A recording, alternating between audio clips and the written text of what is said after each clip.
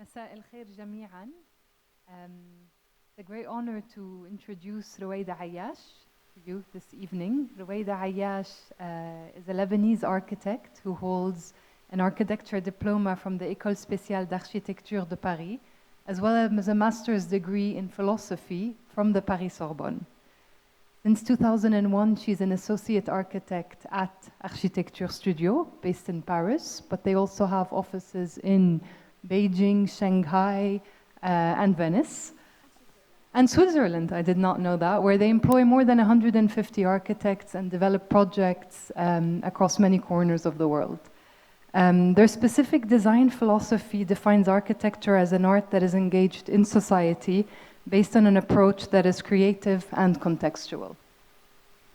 Among their emblematic projects are the European Parliament in Strasbourg, the Institut du Monde Arabe in Paris, the Onassis Institute in Athens, the Master Plan for Kabul, which I did not know about, and much closer to us here, the Bahrain National Theatre, with whom we were very happy and proud to work with Architecturestudio to complement the cultural ensemble made by the Bahrain National Museum and to add one of the first cornerstones of the Invest in Culture initiative that was spearheaded by Sheikh Hamay and has, since its inception, really contributed to the cultural landscape of Bahrain. So thank you very much, Roweida. We're very happy to have you here today to hear from you on your experience with the National Theatre, as well as all the wonderful projects that you're working on. Thank you very much. Thank you very much, Noura, for this introduction. Before going to the presentation, I would like to say that I'm very, very happy to be here in Bahrain with you. And what I'm going to show is really inspired because the National Theatre and meeting Sheikh Hamay was a very important step in all our reflection and our thought about cultural buildings and their role in the society.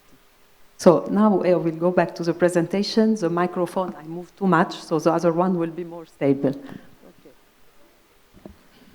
So مساء الخير للجميع. أحب أن أعتذر بأنني لا أستطيع أن أعمل المحاضرة بالعربية، سأعملها بالإنجليزية. I was apologizing for not being able to make the conference in Arabic because my Arabic is not strong enough, so it will be in English, and I hope that my Arabic will improve. So I was saying that this building that you can see here, Bahrain National Theatre, was really for us the occasion to come to Bahrain, to meet Sheikh Hamay, and to see how a country is initiating culture. Culture is always here in a country, but how it's initiating the way contemporary culture and traditional culture can change the society, can change the city, can change several moods and several lifestyles. And it was really very important to have this building being designed in parallel with the Ministry of Culture and all the artists that they are going to work on.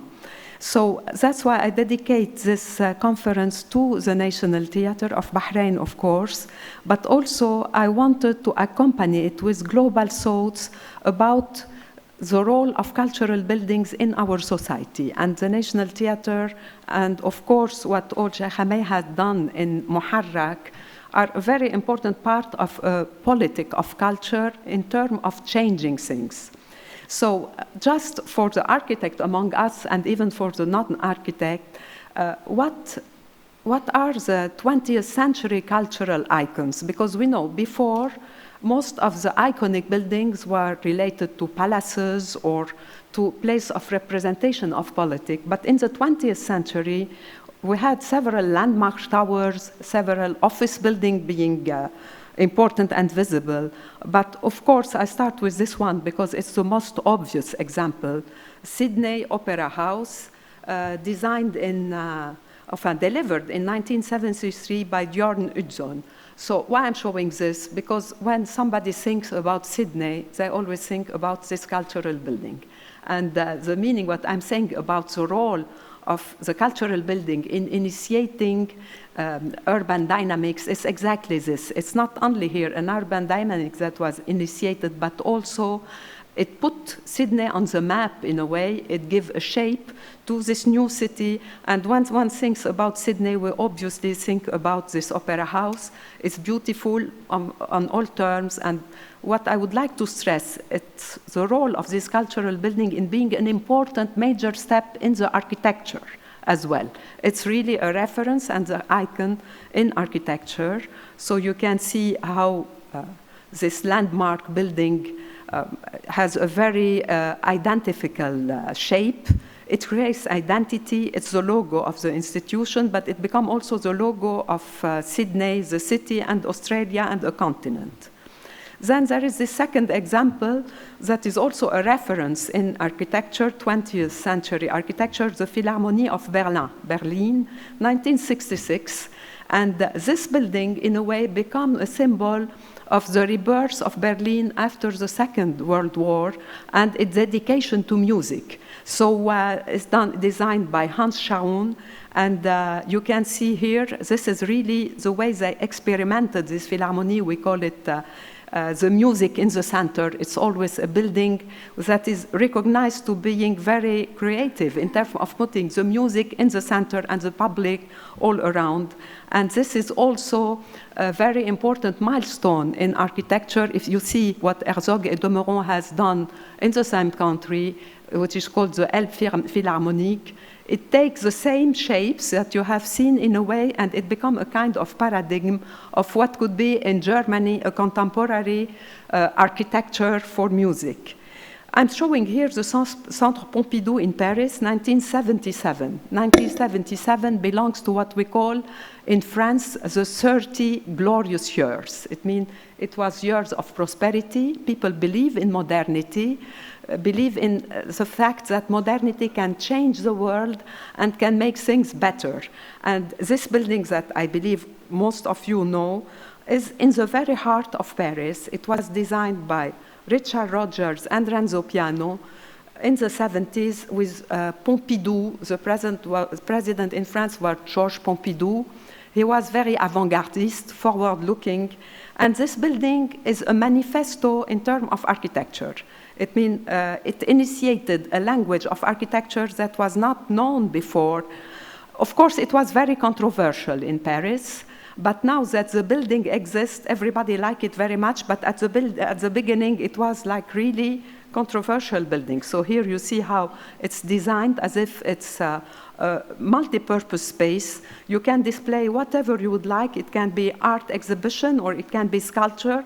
They call it at a certain time a hypermarket of culture. And it's designed to be as flexible as possible. But of course, it's designed in conjunction with Paris. So it offers its Belvedere views, its promenade, its stairs to see Paris. Also, it's giving, like, you know, this face-à-face, this vis-à-vis between the very modern Paris of the modernity of the Centre Pompidou and the historical Paris. You see how it is. It breaks completely the code, the scale of everything. So it's really a symbol of the 70s. And this is what I would like to show. Today, it will be difficult to make such a building in Paris. So we have to imagine that always cultural buildings are not only a marker of a place, but they are a marker of a philosophy, of an era, of a period. Here you can see how was the construction site, and it was accompanied by what we call Les Halles. We have like the old marketplace in Paris. And then also it's how the thoughts were by this time. Everything was demolished. All these old buildings were demolished, except the round one with the cupola, which now become La Bourse for Pinot, which is a place for contemporary art, now recently opened. And then they demolished all this, it's the Halle de Baltard, in order to do a new neighborhood in Paris, a new district in Paris. Of course, the Guggenheim Museum in New York is an icon designed delivered in 1959 and designed by Frank Lloyd Wright, the very famous American architect. It's really an icon because it has invented the language of this spiraling ramp that you can see inside. The building is beautiful because it has all the symbols of the modern architecture in it. And you can see how you come to the museum and it's an endless spiral allowing you to visit all the displays. This is a drawing by Frank Lloyd Wright. And then there is this drawing that changed everything at the starting of our millennium, of the 21st century. It's a drawing by Frank Gehry, another American architect. And this American architect has initiated what we call, the Bilbao effect. So what is the Bilbao effect? The Bilbao effect, we call it in France the effet Bilbao, is that a cultural building encourages so much the tourism because by itself it becomes a magnet, it attracts people. Whatever is the exhibition inside, people will come to visit the building in such a way that the overall economy of the place has a benefit of it, and it changed completely not only the city, but also the economy, the income. So the effet Bilbao demonstrated that a successful cultural building can be a very, very strong asset in sustaining a tourist politic and in generating income. So the effet Bilbao, you can see this building. It's a beautiful building by Frank Gehry. It was also very controversial. Because some people think, okay, it's too much, let us say, fantasy. It's not a very serious building. It's a very poetic building in a way. And here you can see how it works with its context. It's a very contextual building. Also, it's an icon. It's really magnificent with its titanium cladding, its shape, which are really Frank Gehry shape. And inside, it's not exactly what we are used to see in terms of museum. I have shown just before the Centre Pompidou, which is like a hypermarket of culture, very flexible spaces. Here, architecture is so dominant in the buildings that when you are inside, you mostly see architecture, but architecture is accompanied by several exhibitions, and the synergy between architecture and the internal display works very well and is very appealing for people to come and visit and revisit again. So here you can see its role in the city.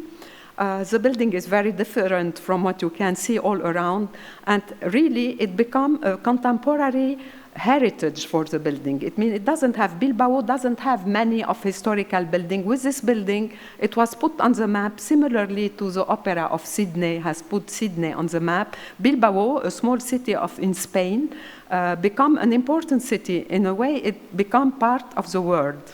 More than it used to be. So the role of this building continued after what we call the effect Bilbao effect, role of cultural building in creating contemporary identities.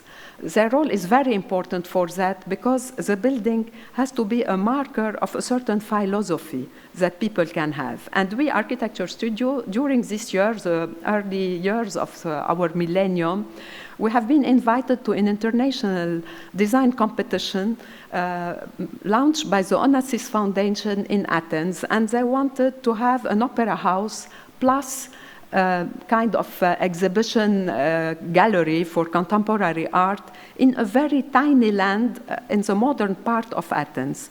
And we have designed this very white, very pure building, which is in a way recalling the very pure antique Greek architecture, a way of saying, okay, this building is very pure, but it relates somehow with its marble, its Tassos marble, to the ancient Greek architecture and the Parthenon that you can find in Athens, that you have in Athens. So you can see the building is protected with this louvers made in marble, and inside the building you can see already the opera house. You can see this transparency and vibrancy.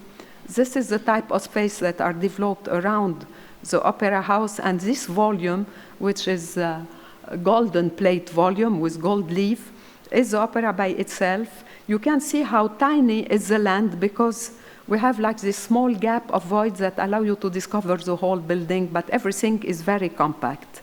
And this building participated in revitalizing this modern part of Athens, and this is really the role that is expected from this building. And then just a couple of years after, we were very happy to start in Bahrain the design, after a competition, to start the design of the National Theatre of Bahrain. So here I'm showing you the images that we have prepared for our presentation, first presentation. For us, it was in a way discovering the area where it will sit. We have like a fake village done on the side. Maybe it was to host some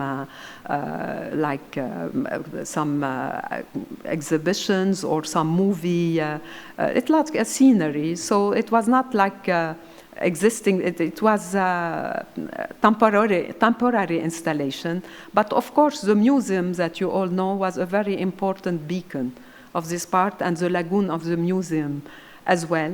And then we have analyzed how it can form, the National Theatre can form in Bahrain a cultural district. Our intention was always not to do a selfish building, but to tie together the museum, the theater, and to say we are putting the seed of a cultural area here, and also we wanted to work on the skyline of Bahrain, want to create a magnet. Coming from Paris, where everything is somehow at a pedestrian scale, we have really liked the scale of the very stretched landscape of Bahrain. We have like highways, we have the water, which is very, very horizontal. Everything is very open. It's a small island, Bahrain, but Bahrain has a very, very wide horizon. And we wanted really to translate it in a way, the identity of the place for us come from this very horizontal landscape that you can see here. This inspired us the horizontal canopy.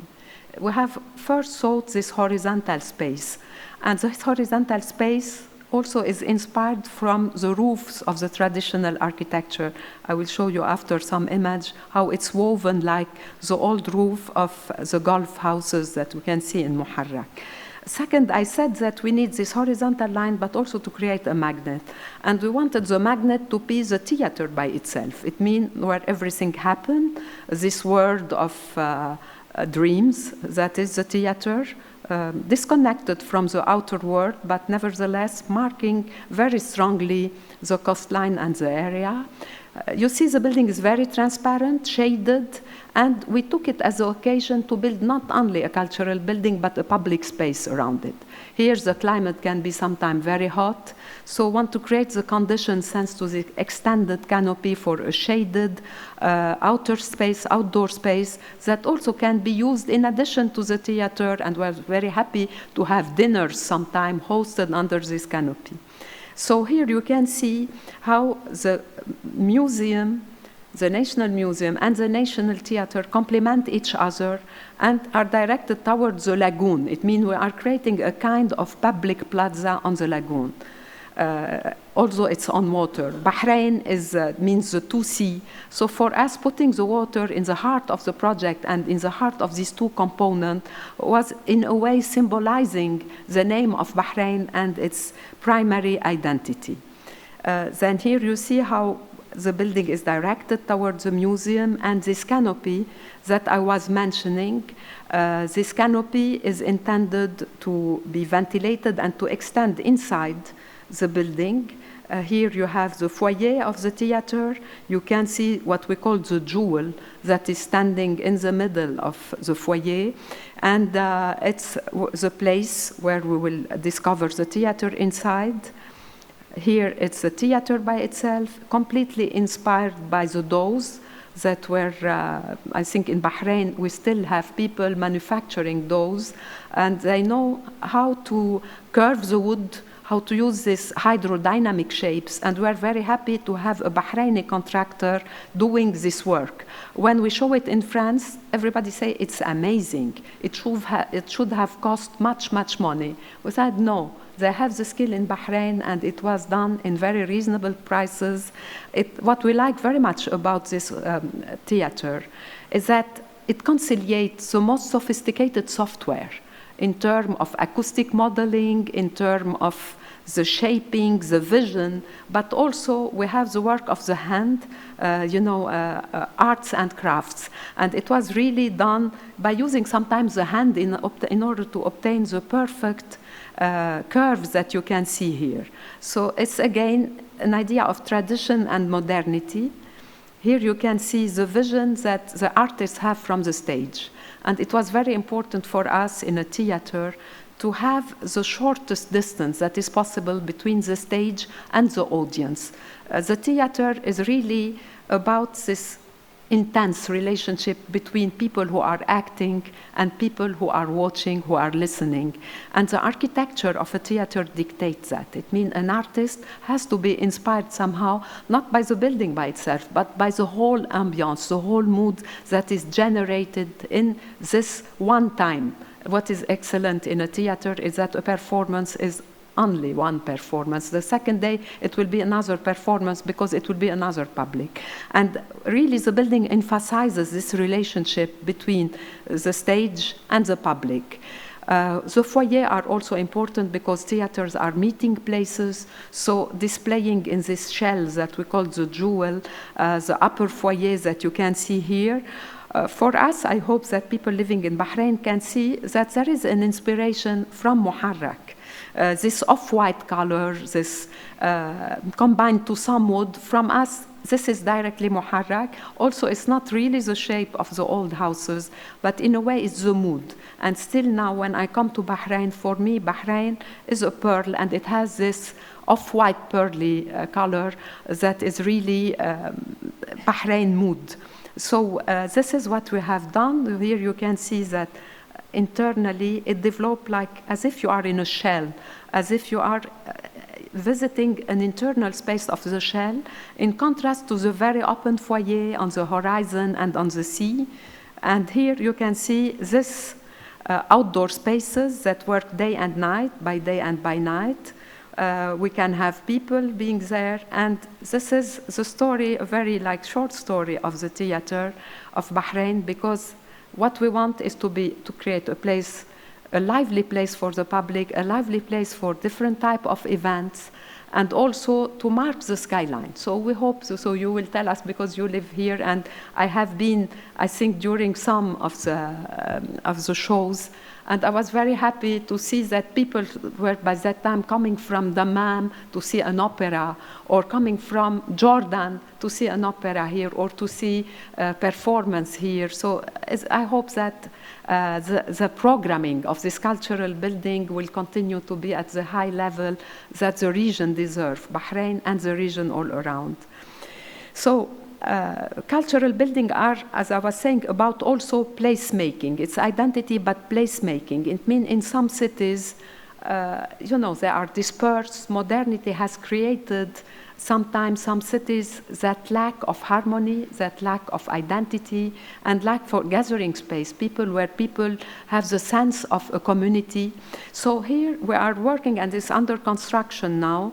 It's the Oman Cultural Center in Muscat. It's a huge building. It's 70,000 square meters, and we have three different cultural venues here. We have the National Archive, a National Theater, and a National Library. But the idea is also, like we did in Bahrain National Theater, we want to create first a place to be. It means an outdoor space that you can see here, which is a plaza, and around it, the three cultural entities develop a cultural village. In Bahrain, the museum was already existing, and we worked with the museum and the outdoor spaces to create this kind of cultural village. Here, we have to do everything from scratch, and we want to recall something from the Gulf area, from the region, thanks to this canopy that echoes somehow an oasis, the way of the light and shadow place when you are in an oasis. It generates some freshness. Here you see the theater, here you see some water feature. This canopy is only done to protect, of course, the building from the direct sun exposure, but to provide open spaces where people can come, although they are not coming for a particular event. And of course, it's continued with this plantation of palm trees in order to create really a place to be, a public space and a public building. So at a much larger scale even, we have worked in Jinan, it's in China, and here the cultural building was to create a very important spot in a new district that is being constructed around the railway station. It's the rapid railway station, and you know, in China everything is very big, so around this railway station and they have designed a very big district to come, and in China they always acknowledge that culture and economy goes together. It means usually they start by doing a cultural destination, and at the same time they develop something related to economy, offices, shopping malls. So for them, culture and commercial are not two different things. They consider that one can live with the other, but they start with culture. So the project that we have to design is this one. We have like several components in it, like 3 cultural buildings are here grouped in this area. And we have a shopping mall, an office tower, and a hotel tower. It's a mixed-use tower. The first phase was the cultural element, and the second phase was commercial element. It means they secure first a destination with its public spaces, and then they do the commercial part. So here in the forefront, we can see the contemporary art, temporary exhibition take place in this volume that you see in the forefront. And then we have a public library and also another museum on the other side. In China, sometimes we design the museum and then they will see what type of museum that we'll have in, if it will be like art museum or whatever. But for them, it's a way of keeping the population of a country, of a city, in the city. Because the problem of these big countries is that the population would like to come to Shanghai or to Beijing. So this metropole become really huge. And they want to keep the population in their smaller scale city. Also, they are very big cities. So they think that culture can be a factor of attractivity to keep the population where it is, because it gives them the level of education and entertainment that they would like to have, and then they are not obliged to come to Shanghai or Beijing. So it's very important in the politics of China to do that, and they launched several cultural buildings and opened them. So here you can see inside, also we worked with this idea of a building and a public space. We worked on this idea of the facade, shading the building, creating in a way a filter and the character of the building. And here you have some views of what is happening inside. This is the library. This is a media place where you can have like IMAX. And this is a contemporary art, a very contemporary and temporary art exhibition. It's really sizzled with very pure shapes. And it has like this door entrance that is attractive inside, some views, developing this triangular network. And then the lighting design is very important because it gives all the vibrancy of the place. Here you can see how it looks when people are along the arrival street. Voila.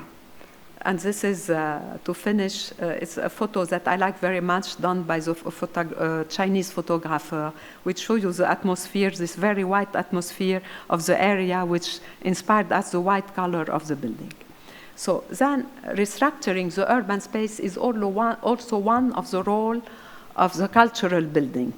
It can be used to stitch 2 parts of the city. For instance, here, it's in Saint-Malo, a city in France. It's in Brittany, northwest of France.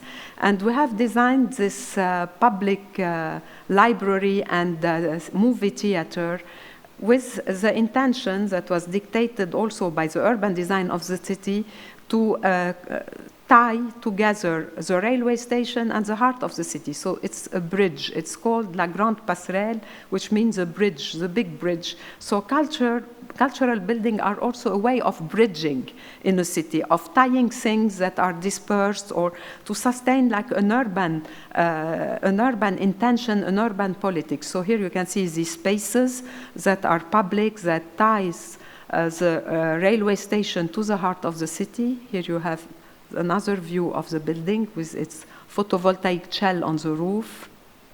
So the promenade inside. We have the library. And you can see how it sits in the landscape. It's not merging in the architecture all around, but its role is to stand in a way by itself, but also to link. So this is really one role of the cultural building. Now, there is also in Europe, I don't know if in Bahrain you have this concern, but in Europe, we have several industrial wastelands. And the industrial wastelands, sometimes maybe another project will come several years after. So many initiatives are made to occupy this wasteland for a temporary usage. And also to avoid having a city a leftover space, because we know that a city, a leftover space is a place where, okay, it can generate insecurity, you don't have income, you don't have restaurant, you don't have retail. So a way of temporary using these places with the culture, a culture program, in order to find for them an occupancy. So here we are in Marseille. Marseille is in south of France, and it's called La Friche de la Belle de Mai. It became really a very well known in France for architectural venue, cultural venue. So it was an old factory, and then the president of the association was Patrick Bouchin and Jean Nouvel in 1992. They have launched this idea of why not occupying all this wasteland and giving them a cultural content. And it was stunted, and now, more than 20 years after, we can say that it was a success. So here you see the rooftop of these industrial buildings. The industrial buildings are below. The rooftop were all consolidated and connected and become like a place to be with a nice view on the city. You can see that you have people gathering. You have several cultural programming. So here you can see this situation. You are like on an industrial site. It's acknowledged as such.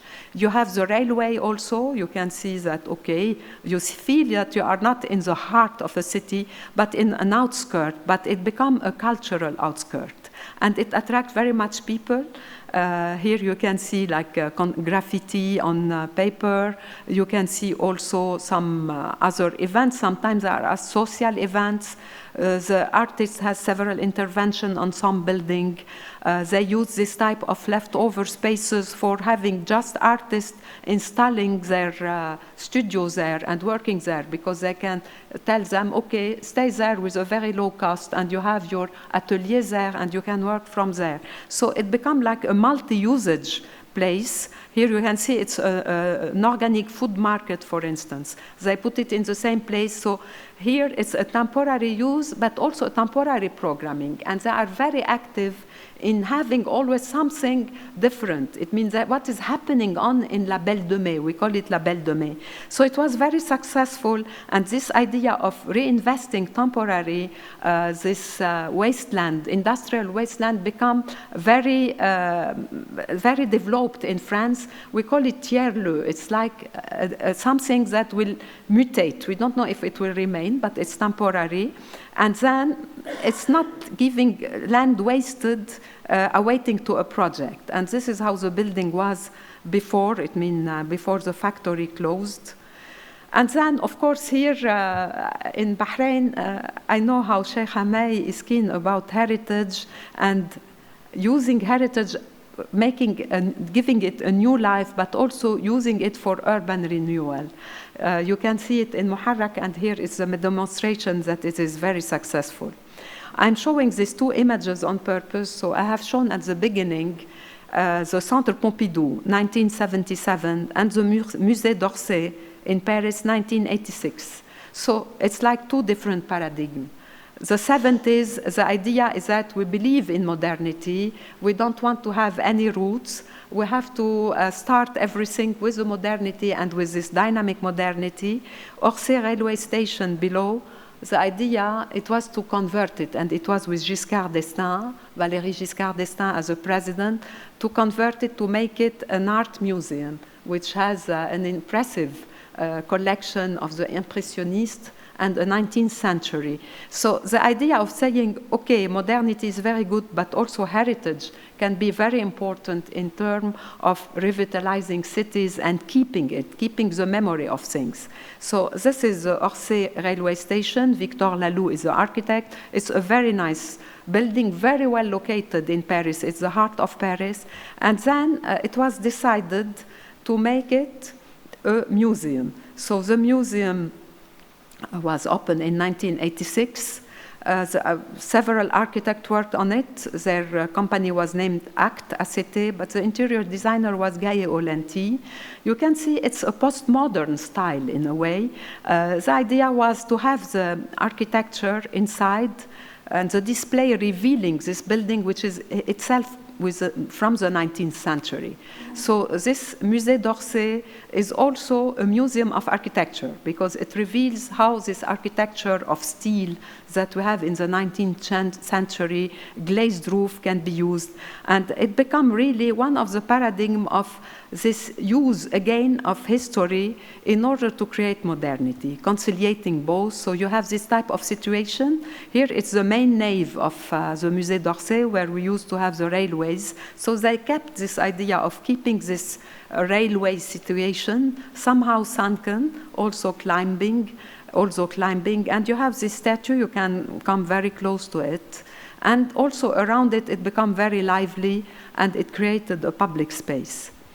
Another example in Paris also of reusing a heritage here, it's also an industrial heritage dating back to the 19th century, and they invented Le 104 Paris.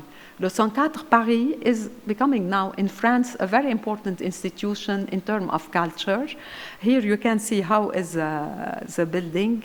And inside, the idea of this building is to open it widely to the public. So some people come and they dance without any constraint. They can do whatever they want. They can play. They can run.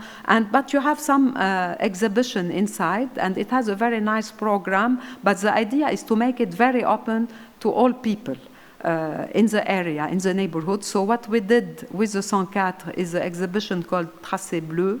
Tracé Bleu, we have gathered all our thoughts about how the architecture shall make its own evolution to answer the emergency of the climate issues. So it means how we have to create an architecture that do not spoil the environment, but help making the environment better, be respectful of nature, using biosourced material, things that come from a very close distance. So we prepared this exhibition with artists that the 104 has selected, and this is a work by Krijn de Koning, which is blue, like Tracé Bleu is the blue tracé. People walk in it to go to the exhibition. The exhibition has also an educative part for children, which is one of the 104 ambitions. And here you can see, like Serge Bloch, another artist, illustrated all the themes of how the architecture and the decision-making shall evolve for a better world and a better environmental awareness. And before it was displayed in Venice during the Biennale of 2023. Voila, so here you can see how successful can be this industrial building with their very big open space to host exhibition from different types. Another building that we have, this building we have worked on it is a conservatoire in Montpellier, and this is an existing building from the 19th century. Then to make it the Cité des Arts, the City of Art, we have extended it. Here you see the modern extension. The way of the modern part and the traditional existing part, the historical part, exist together. The modern spaces inside for this conservatoire, it means it's a learning place also. So people can come for some shows, but it's mostly a learning space. We have this auditorium that took place inside. These rooms for rehearsals that are provided, some for dancing, some other for music, and also this dialogue between the contemporary architecture and the historical architecture, which is really very interesting for cultural building. Here we can see the relationship between historical and modern.